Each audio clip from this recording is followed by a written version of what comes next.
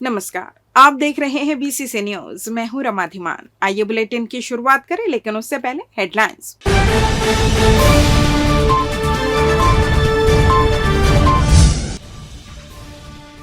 हवाई सुविधाओं में हुआ इजाफा, बढ़ी कनेक्टिविटी। सरेराहा युवक की गला रेत कर हत्या, पुराना बस स्टैंड क्षेत्र में हुई घटना। प्रधानमंत्री आवास में फर्जीवाड़ा, बिना निर्माण निकाल ली राशि। और हिंदू धर्म चुनौतियां और संभावनाएं पर व्याख्यान, विष्णु शंकर जैन रहे मुख्य वक्ता। हेडलाइंस के बाद खबरें विस्तार से। बिलासपुर से हवाई यात्रियों के लिए एक बड़ी खुशखबरी सामने आई है। अक्टूबर माह से बिलासपुर से मुंबई वाया जलगांव और बिलासपुर से जगदलपुर होकर हैदराबाद के लिए हवाई सेवाओं के शुरू होने की प्रबल संभावनाएं हैं।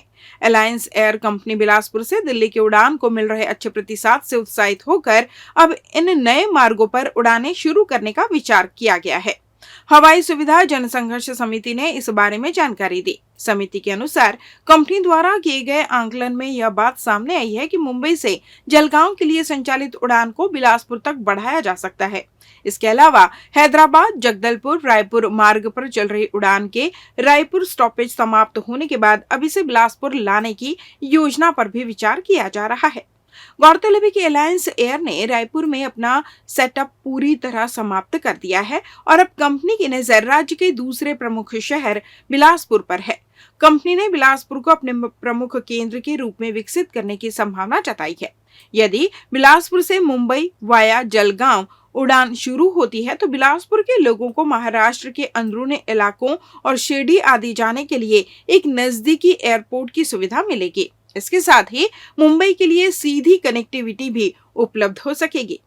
इस उड़ान में लगभग 4 घंटे का समय लगने की संभावना है, जबकि बिलासपुर से जगदलपुर होकर हैदराबाद की उड़ान 2.5 घंटे में पूरी होगी।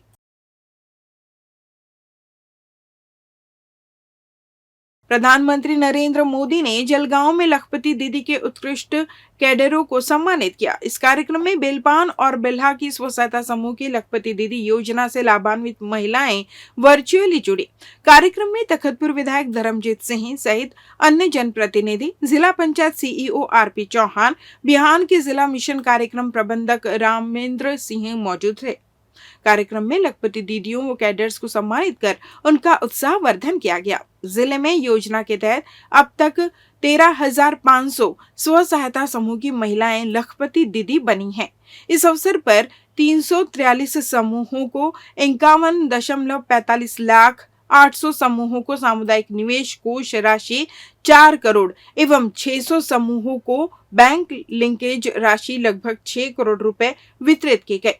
राष्ट्रीय ग्रामीण आजीविका मिशन के जिला मिशन प्रबंधक रामेंद्र सिंह ने बताया कि लखपति दीदी योजना के तहत जिले में 27,093 महिला स्व सहायता समूह के सदस्यों को लखपति बनाए जाने हेतु लक्ष्य दिया गया है।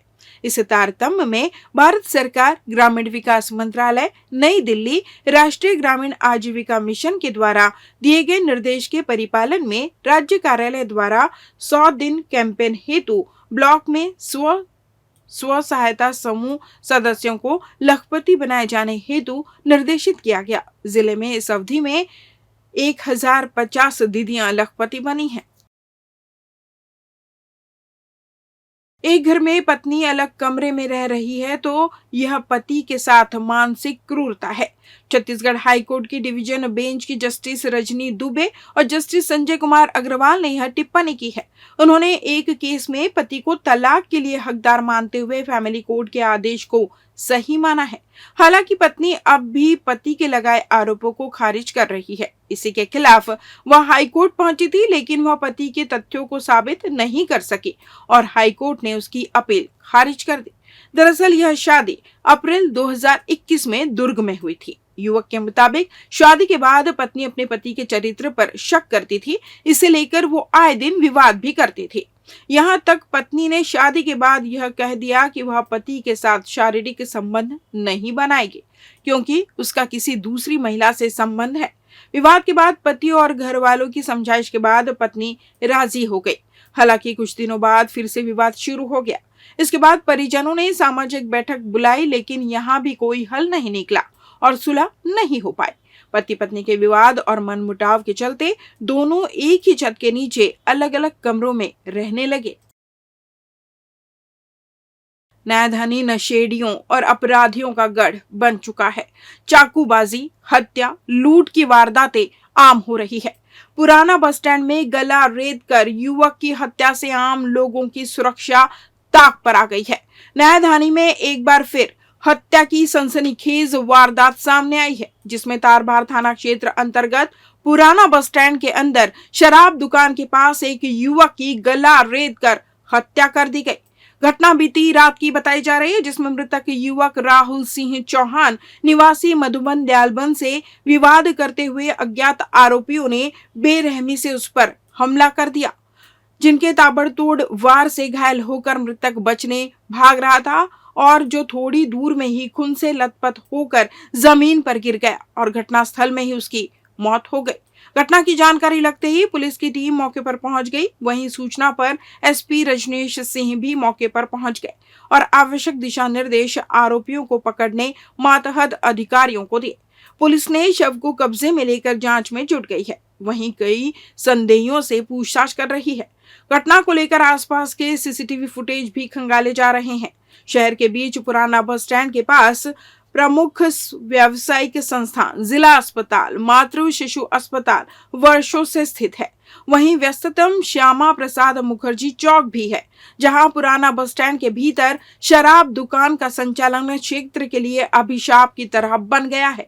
आसपास चखना सेंटर, नशेड़ियों का जमघट यहां आम बात है, जहां मारपीट, लूट और चाकूबाजी की वारदातें भी पूर्व में हो चुकी है। वहीं अब हत्या जैसी सनसनीखेज वारदात से हड़कंप मच गया है। आसपास के सभी लोगों में नशेड़ी और अपराधियों का खौफ बन गया है, जो अपनी सुरक्षा को लेकर काफी चिंतित है। वहीं पुलिस की केवल पेट्रोलिंग से वारदातें थम नहीं रही है, जिससे कानून व्यवस्था को भी चुनौतियों का सामना करना पड़ रहा है।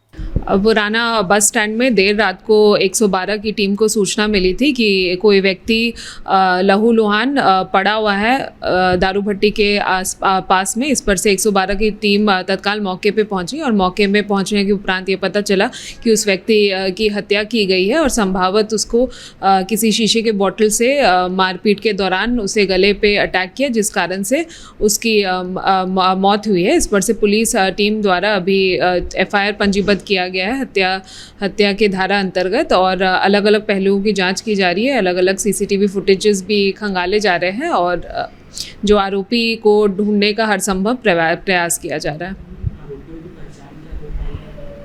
ये अभी इन्वेस्टिगेशन में है। विभिन्न पहलुओं और अलग अलग संदेहों को अभी पुलिस द्वारा राउंड अप किया जा रहा है और अभी क्राइम सीन रिकंस्ट्रक्शन भी किया गया है और जो हमारे लोकेशन जो क्राइम सीन में है BDS की टीम, जो हमारी डॉग स्क्वाड की टीम वहाँ पे पहुँची हुई थी, FSL की टीम भी, और ये सब सारे जो भी प्रूफ है उनको एक समीक्षा करके जो संदेही उसे पूछताछ करके अभी ज़ीरो इन किया जा रहा है।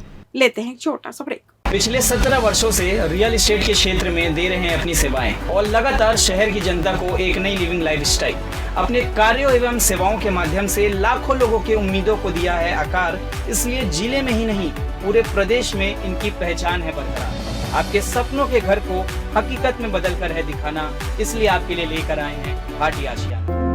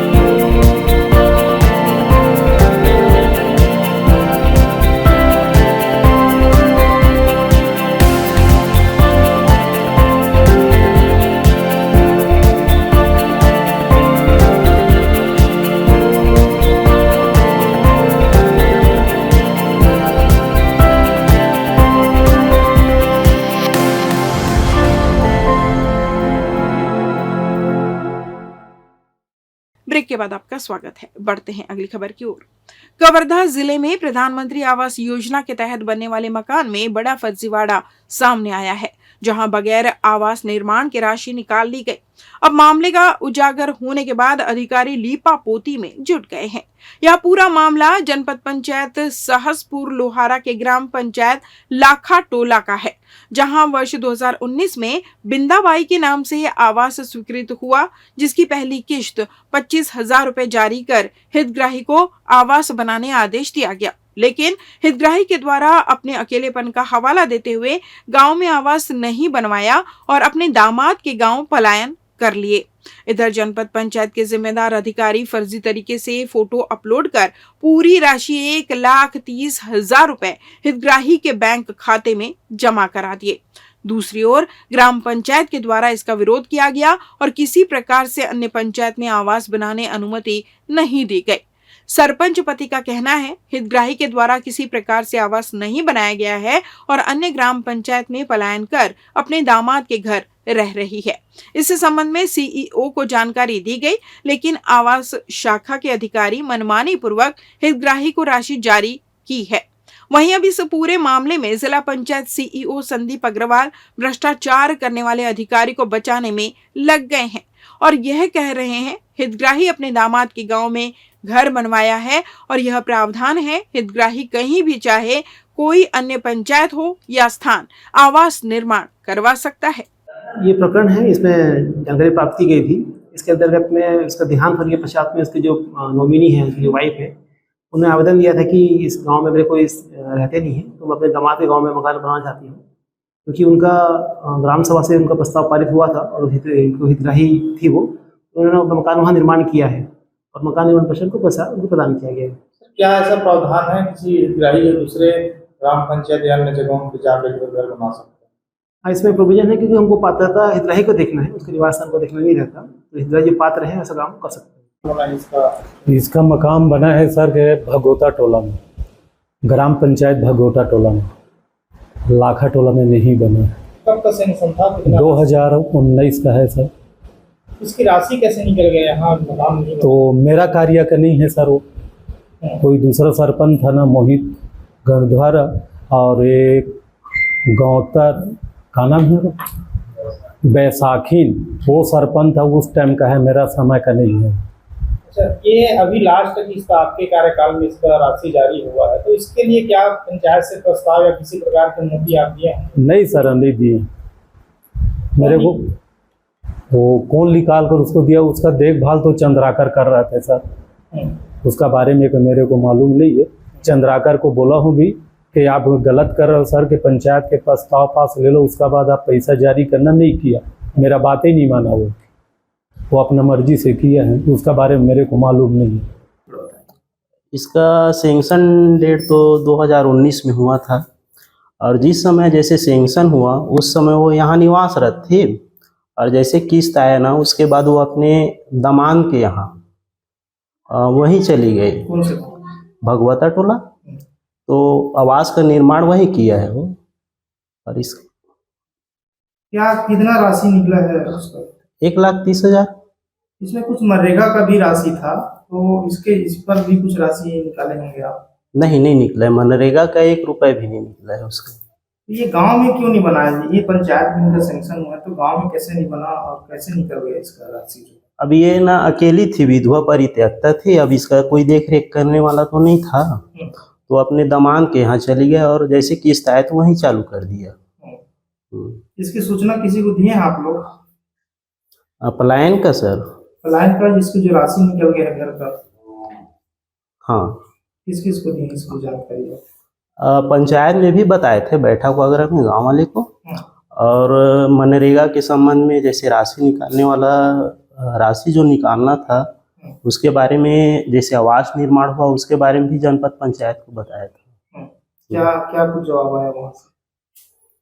अब उस सर अब मेरे पंचायत में नहीं बना है तो अभी मास्टर रोने निकालना है, आपके यहाँ नहीं बना है, इसे करके। जिले में diarrhoea, malaria, swine flu, corona के बाद डेंगू ने भी दस्तक दे दी है। रविवार को कोटा क्षेत्र में इसके 2 मरीज मिले। इसमें एक मरीज को अपोलो तो दूसरे को एक निजी अस्पताल में भर्ती किया गया है। आपको बता दें, कोटा ब्लॉक में ही मलेरिया की शुरुआत हुई थी। इससे 4 लोगों की मौत भी हो गई थी। अब डेंगू के मरीज मिलने से क्षेत्र में हड़कंप मच गया है, क्योंकि डेंगू मलेरिया से भी ज्यादा खतरनाक होता है। बहरहाल इसे लेकर स्वास्थ्य विभाग अलर्ट हो गया है। स्वास्थ्य कार्यकर्ताओं व मितानिनों को घर घर जाकर डेंगू मलेरिया के संदिग्ध मरीजों की जांच कर प्राथमिक उपचार करने के साथ ही अस्पतालों में भर्ती करने कहा गया है। इधर स्वाइन फ्लू का प्रकोप थमने का नाम नहीं ले रहा है। रविवार को तिफरा, तेलीपारा व मस्तूरी क्षेत्र में स्वाइन फ्लू के एक संक्रमित सहित कुल 3 नए मरीज मिले। सभी को भर्ती कराया गया है। बता दें, शनिवार को कोरोना के 2 पॉजिटिव मिले थे। इनसे जुड़े लोगों की कॉन्टेक्ट ट्रेसिंग की जा रही है, जबकि स्वाइन फ्लू के वर्तमान में 15 एक्टिव मरीजों का इलाज विभिन्न अस्पतालों व होम आइसोलेशन में चल रहा है। बिलासपुर में मानसून के लिहाज से यह साल बेहतर है। पिछले साल की तुलना में इस बार रिकॉर्ड टूट गया है। 2023 के अगस्त महीने में 204.6 मिलीमीटर वर्षा दर्ज है। इस बार 25 दिनों में 242 मिलीमीटर बारिश हो चुकी है। मौसम विभाग ने आने वाले समय में भी अच्छी बारिश की संभावना जताई है। वहीं सोमवार को भी बिलासपुर में हल्की से मध्यम बरसात हो सकती है। कई इलाकों में गरज चमक के साथ बिजली गिरने की भी संभावना है। अच्छी बारिश होने से इस साल किसान बेहद खुश है।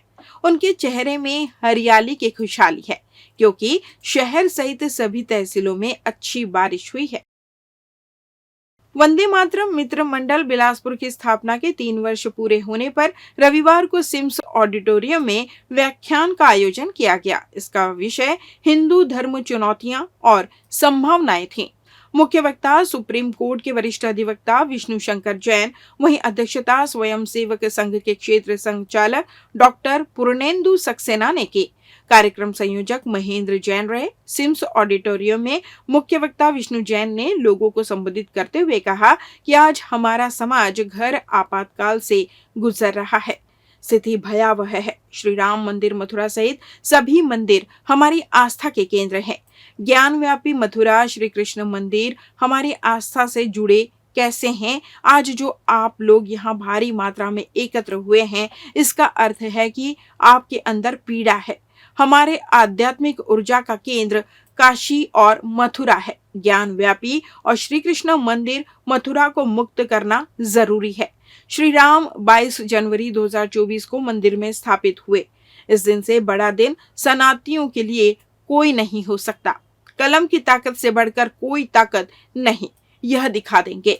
उन्होंने कहा कि मैंने यह प्रण लिया है कि जब तक सांस है तब तक सनातन धर्म के लिए लड़ता रहूंगा। उन्होंने कहा, आज हम धर्मांतरण को झेल रहे हैं। धर्मांतरण तब तक बंद नहीं हो सकता जब तक आध्यात्मिक ऊर्जा के केंद्र बंद होते रहेंगे। इसलिए हमें इसे बचाना है। मेरा जो फोकस है, केंद्र है मेरी बात का, उसमें काशी मथुरा के क्या लीगल फैक्ट्स है वो पहलू लोगों के सामने रखूंगा। इस केस में क्या क्या डेवलपमेंट्स हुए हैं अभी तक वो पहलू लोगों के सामने रखूंगा।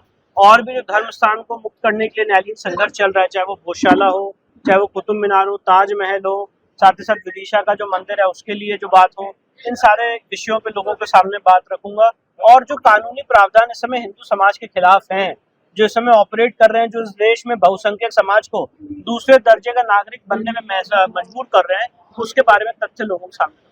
सर, क्या वजह है कि जो हिंदू है वो अपने ही देश में अपने ही धर्म स्थलों के लिए लड़ाई लड़ रहे हैं? उसका सबसे बड़ा कारण ये है कि places of worship act 1991 Congress government ने, नरसिम्हा राव सरकार ने इनैक्ट किया था, और वो एक बहुत बड़ा गतिरोध बना रहा, जिसकी वजह से लोगों के अंदर जो चिंता और चेतना है एक पर्टिकुलर प्लेस को लेके, उसके लिए एक ऐसा माहौल बनाया गया कि इसके लिए आप लीगल तौर पे बात नहीं कर सकते। तो अब वो चेतना लोगों के अंदर आई है। प्लेसेस ऑफ वर्शिप एक्ट की कमर तोड़ने का हमने काम किया है, और मुझे पूरी उम्मीद है कि आगे आने वाले समय में प्लेसेस ऑफ वर्शिप एक्ट भी निरस्त होगा और ये सारे धर्मस्थान मुक्त भी होंगे। सर, मथुरा में कृष्ण जन्मभूमि में हम मंदिर कब तक देख पाएंगे? बहुत जल्दी, काफी तेजी से काम चल रहा है। इसका ओरिजिनल ट्रायल इलाहाबाद हाईकोर्ट में हो रहा है, और मुझे पूरी उम्मीद है कि एक साल 6 महीने के भीतर ये केस का निपटारा बहुत जल्दी हो जाए। इस बुलेटिन में बस इतना ही। अगले बुलेटिन में आप सबकी फिर मुलाकात। तब तक मुझे दीजिए विदा। नमस्कार।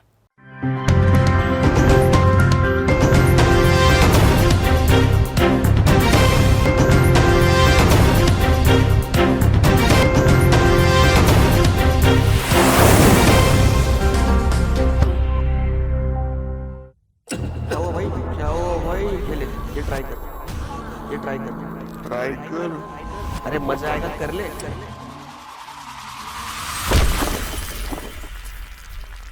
We don't know who's your best friend. But we do know who's your worst friend. जो दोस्त आपको ड्रग्स ऑफर करता है, जो बोले कि ड्रग्स कूल है। एक पफ से कुछ नहीं होता। One puff won't do nothing. The one who convinces you. Taking drugs will make All your stress disappear. वो एक्चुअली दोस्त नहीं, वो दोस्त नहीं, दुश्मन है। आपका दुश्मन है। वो दोस्त नहीं, आपका दुश्मन है। वो दोस्त नहीं, आपका दुश्मन है। ऐसे दोस्त नहीं दुश्मन को मारो लात। को मारो लात लात को मारो लात। लात मारो लात। मारो लात। को मारो लात। इस बार ड्रग्स की हार इस बार ड्रग्स की हार। ड्रग्स की हार ड्रग्स की हार। ड्रग्स की हार इस बार ड्रग्स की हार। ड्रग्स की हार। इस बार ड्रग्स की हार। इस बार ड्रग्स की हार।